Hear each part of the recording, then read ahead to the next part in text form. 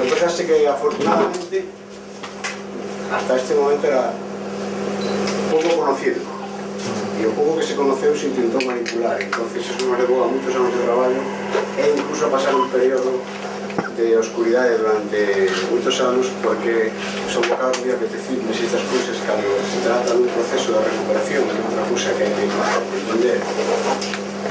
Incrustar un personaxe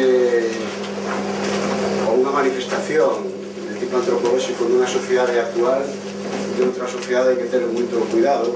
Nós, por desgracia, non herdamos estas cousas, os merdeiros non herdamos porque estuvo perdido, foi prohibida, como desde logo por decretos incluso alcaldes e esas cousas. A non ser herdada, aunque non haber sido transmitida constantemente, nos obriga un pouco a que a evolución temos que controlar moitísimo, moitísimo, porque si de repente nos convertimos en evolución sin conocer realmente a raíz, entonces estamos nun proceso de recuperación e de reinserción que é continuo. É unha cousa que verde logo, porque este documental é un documental que fala do proceso de recuperación a este momento actual. Pero, bueno, outro punto é no que falou Rafa, se me perdeu, é que todos estes traballos, cando se orixinan gracias a que a Asociación Gaitinos da Sistra, que ten un grupo que se chama Sistra de Coruxo, que actúa por aí a cobra diñeiro, nunca o reparte, sempre queda un fondo para poder facer, nos chamamos de masterización.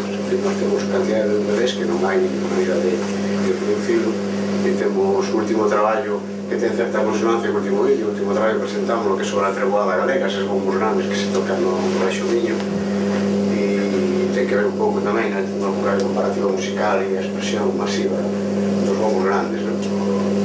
E todo eso facemos porque nos gusta o fin de semana pasar coa xente maior. Non decimos aquilo de que perdemos moito dinheiro, porque non é, hai que nos perden as maquinitas e nos gusta eso.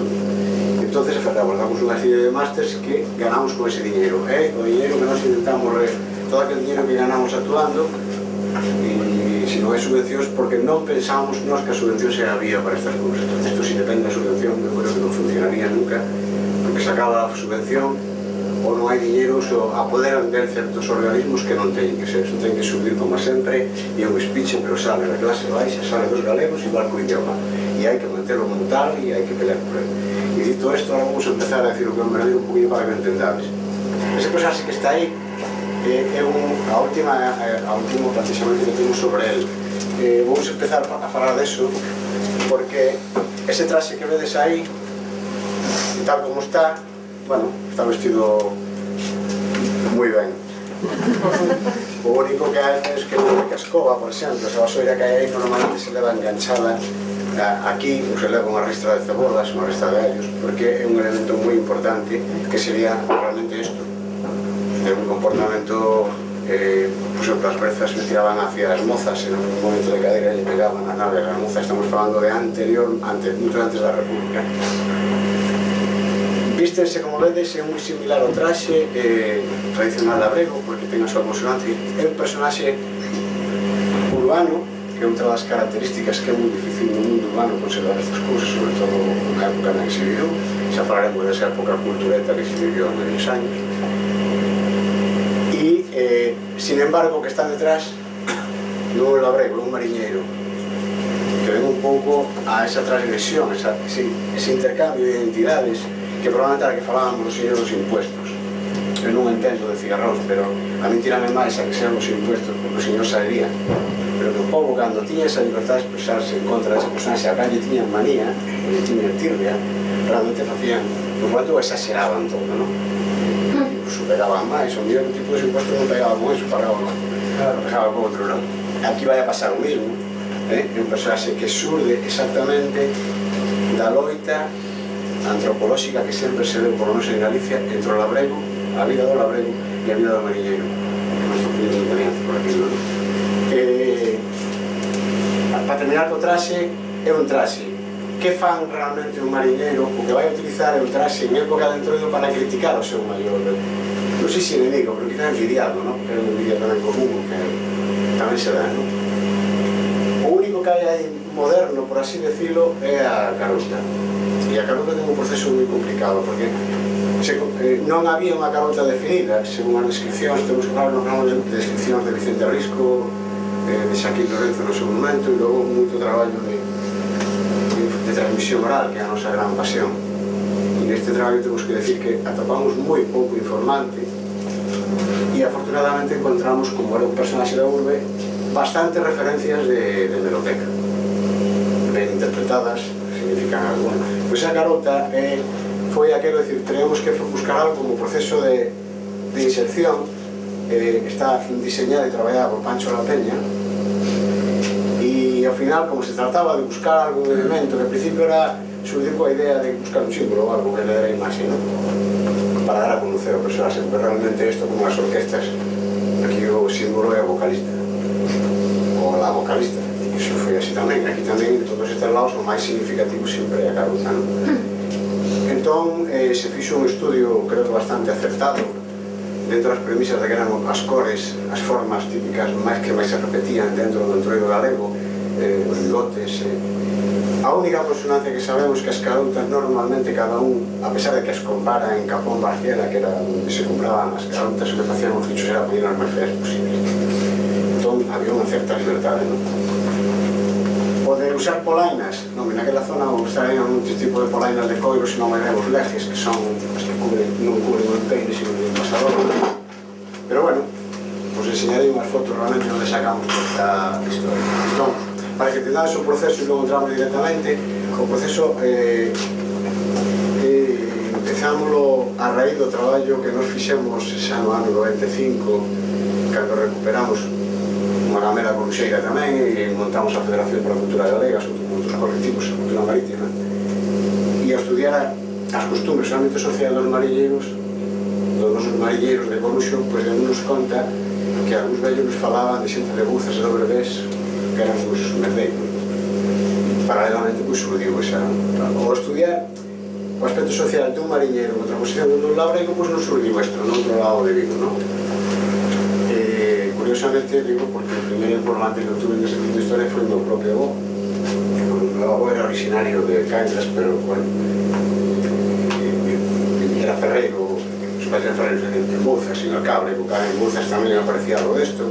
Ali onde había mariñeiros que viñan da pesca, chegaban de madrugada e se atopaban cos labregos que viñan a buscar o escabiche, o maja do peixe, para abonar os seus campos, e máis urbanamente aqueles que viñan a bailar os pozos negros, a estes personaxes se chamaban escabicheiros, que eran labregos que iban ali a buscar a papas. Entón, aí nese momento onde se misturaba todo. Entón, o mariñeiro, en realidad, sempre tuvo envidia da tranquilidade da vida, o saber ter claro o medio futuro. Esa estabilidade que a ti che dá é, decir, non me sabe cando ten que podar, cando tal. O mariñeiro, por contra, o labrego tamén certo aspecto de envexa, por decirlo, dese aspecto aventureiro, sempre, ese aspecto tan, esa imaxe tan bucólica que se ten dos mariñeiros, sobre todo porque cando chegan a terra, non sei por iso nos pasa, porque nos levamos toda a vida peleando os da marina e os da labrando, nos peleamos nas festas. E é certo, hai esa historia, non? Quizá o mariñeiro vai un pouco máis de jabacho, por así decirlo, e o labrego máis tal. Entón, aí, cando chega ese tempo, cando chega cando entroido, entón, ese mariñeiro colle, se viste como un escabicheiro, se transforma nun merdeiro, por así decirlo. Por qué? Porque se vai a comportar dun xeito totalmente libertario, anárquico, mal falado, anécdotas bestiales, como iso contaban o fotógrafo Llanos, normalmente se consta, ele era moi mellor e recordaba que de pequeno a constitucional de todos os informantes que de pequenos tiñen moito menos. Entón Llanos me comentaba que na Porta do Sol e dentro aparecía a mellor dos ou tres destes, porque tamén era un personaxe que andaba solo, ou un pequeno do grupo, e levaban un pinico, unha vacinilla, que levaban un viño, uns chourizos e collían os chourizos, comían ante a xente, claro, as señoritas dos años 20 que era algo bestial, ¿no? E entonces todo eso facían realmente para criticar o dar un valor que falábamos sobre o cigarro, ¿no? Entonces personaxes que os calen todo dentro do galego hai un intercambio de papéis sempre. Ao menos gusta vestidos de muller, realmente. En fin, hai unha inversión de valores, ¿no? Que aquí se dá, pues, quizá máis acentuado pola xenreira que temos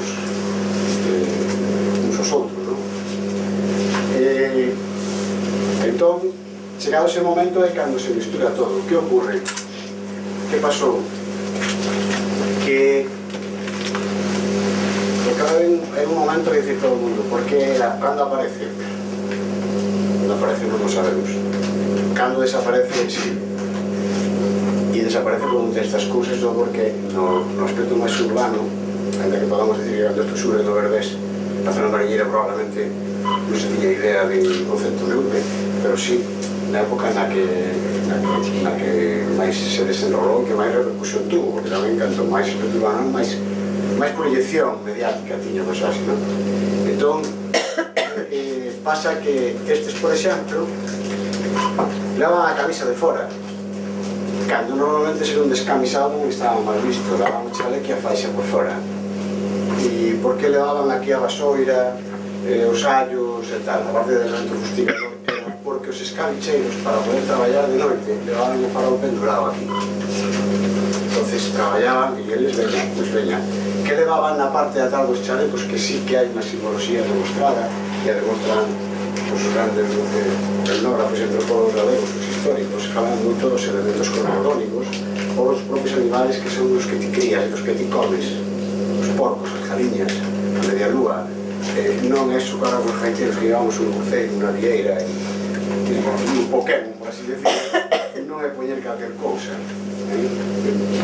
Cando traen, por exemplo, os morenos de lavadores, unha das cousas dos gaiteiros, que era un cuarteto que permitió hasta os anos 70, as súas partes de dos chalecos, desde que se iniciou o grupo, se mantiñan, e eran media luna, luna chena, creciente e unha estrela, non? En fin, eles habían heredado ese aspecto de lavadores cando era máis rústico. Pois aquí pasa o mismo. Que pasa? Que se os tíos levaban na parte de atrás, logo veremos algúns dibuixos feitos por Vicente Risco, se era unha galiña, e aí non viu neste caso, na parte de arriba, que é esa lán, que normalmente tiña que ser lán por callenta perdida, con un pestazo, facendo un inciso ben a parte, porque este ano se fixo un taller de lavado público nos lavaderos dos arenques que quedaron ali no Berbés, pues, a Asociación da Merdeira, que está controlando isto, fixo un lavado público, e aí estábamos rapaces con todo o lavado. Pois en riba deso, pois o mellor aí, como logo veremos, hai tíos que levan unha galiña, así atravesada, feita de tela, outros levan porco, outros levan... E precisamente o levan aí para criticar aqueles símbolos ou aquelas cosas que máis identificaban realmente ao labrero. A forma de atala, digo, pois que un pouco daría, eu son un pouco caótico no que falo, porque eu soy de la teoría de la incrustación, sabes? Todo está incrustado. Esa forma de atala tamén había un problema, o mismo problema que tiña que digamos, dos cigarros salir correndo, que se che move, que xa mellor non se move tanto, pero aquele aquí algo, sí, non? Entón surdiu por aquilo tampouco de poder identificar ninguna parte carnal do corpo a estes lugares que poder reconocer. Pois aí Pancho aportou esa idea que realmente van a estar sobre un pucho de tela que ven amarrado, e que non leva lazo, sino que ven por aquí. É un elemento tamén novo. E...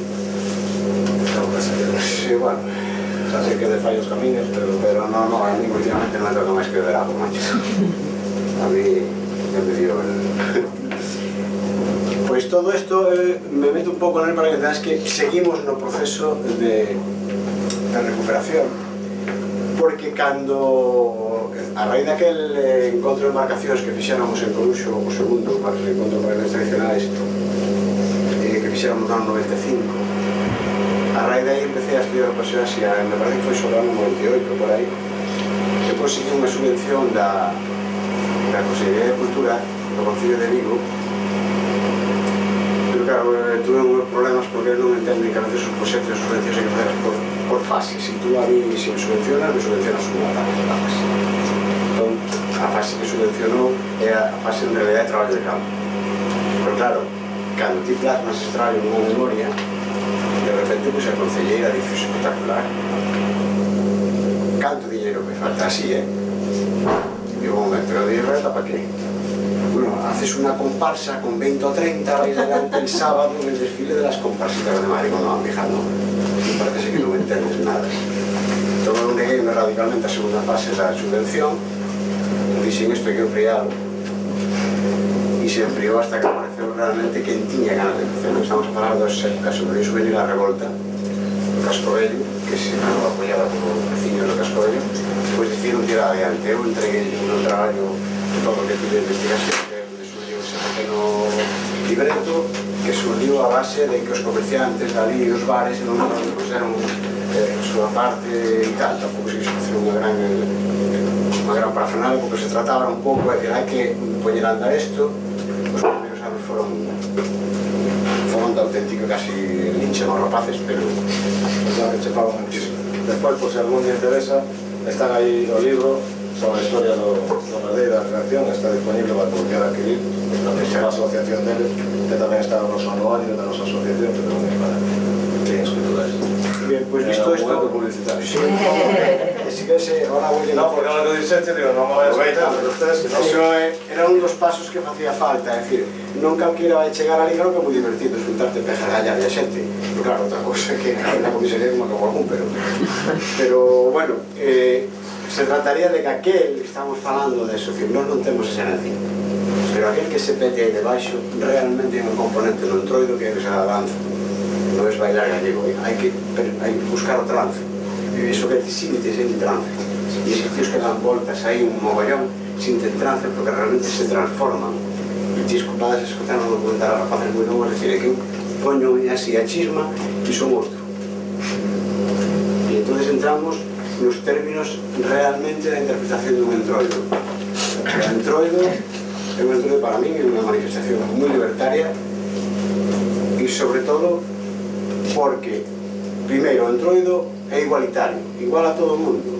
Pode ser mulleres, pode ser homes, pode ser vellos, pode ser lobos, detrás da caruta non sabe que hai. Incluso lle podes pejar como así pasa o señor alcalde cando va co pregón, saltando de pintar, bote de fariña.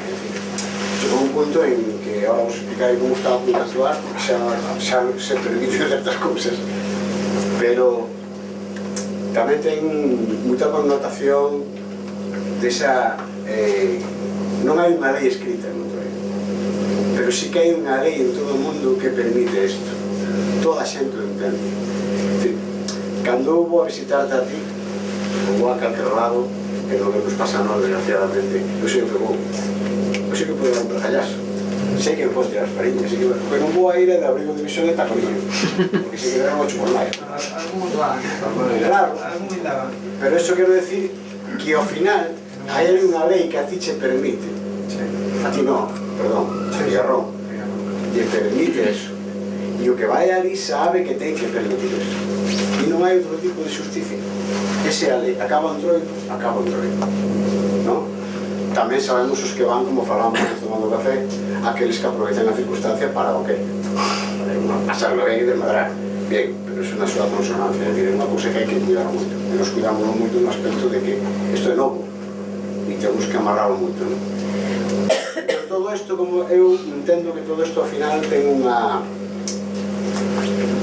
que engloba... Eu sou un moi defensor do entroido libre, do entroido. Non vamos a falar de carnaval e entroido porque creo que todo o mundo é entroido.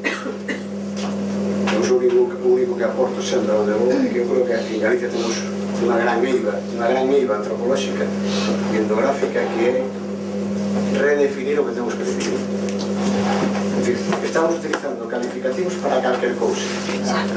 Un produto ecolóxico que, porque sea ecolóxico, non sabe máis caro. Porque é un componente mercantilista.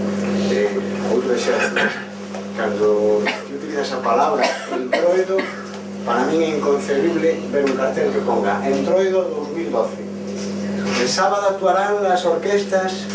O sea, de repente utilizas un término que ten un significado propio y noso. ¿Para qué? Para reclamo. Chámanlle carnaval, non ten ningún problema. O único que estamos facendo con esa maneira de calificar as cousas, estamos confundindo o personal. Os que estamos no mundo da música, e preguntas a alguén que é un alalá, e desde os modernos que chique que é un programa de televisión, hasta el siglo XX, aquellos que eran la representación ancestral del mundo, griego, bucólico y no sé qué más. Un cuarteto de gaiteiros é dous tempos de muñeira que hagan hostes, pero agora pasamos a algo tanto máis pausado e tal. Non redefinimos, digo esos de bailes, se des algún de baile, seguramente se aquí ver a Pesón Canto comentamos que é un maneo, non tenemos ni puñetera de un maneo, porque cada un interpreta de unha maneira. Que é outro dos grandes problemas que teñen o estudio do entroido, porque se eu digo é porque esa IVA que nos tuvemos de non heredarlo nos obligou realmente a ver e decatámonos de que todo é o mismo. En Galicia pode ser afortunadamente Estados Unidos de juego, pero antes era o mesmo sempre. O entroido en Galicia lo que era, afortunadamente para os compañeros da línea de alá, pues, sin embargo, costa traballo quen estudiou os madamitos, por exemplo, na zona de Bergantín. Quen todo ten o seu valor. O sea, a xente non é tan tonta ni tan estúpida de entender que isto non ten o seu valor de la hostia, só ver un maniquí xa impón. Outras cousas non teñen. Pero no trasfondo que falamos do personaje, da persona que se impón a ele, é o mismo que vai así. Que vai a que depende? Depende da connotación local. Entonces o que non podemos é generalizar. Podemos xercar o término entroido, pero non podemos decir que entroido en Galicia só é aquilo. Es decir, cada lugar ten a súa consonancia. Por tanto, eu creo que as cousas hai que redefinirlas. Hai que saber o que é cada momento e en cada lugar. Nos pasa tamén co idioma, porque cando vou á aldea, de repente está fácil. Falamos gallego maravilloso e se quedamos en castellano. Porque o día de curso de Vigo se che cambia. Pero non fala galego. Non, porque eu falo galego falo de vos, ben, na tele. Joder, pois no Baixo Miño se fala de outra maneira moi bonita. Cada un interpreta como interpreta. Non estou en contra da normativización, estou máis a favor da normalización, pero bueno. Quero decir, con todo este speech que eu largo para que entendades logo un pouco ese momento, porque este momento é moi actual. Para que non estamos pendientes de dúas fases. Hai unha fase que sí que nos obliga a traballar non sei se chamar a introducir, pero sí que a que a persoa se chegue a equipararse dentro dun conxunto de control, non? E que logo sea capaz de ser xulgado como tal o seu traballo.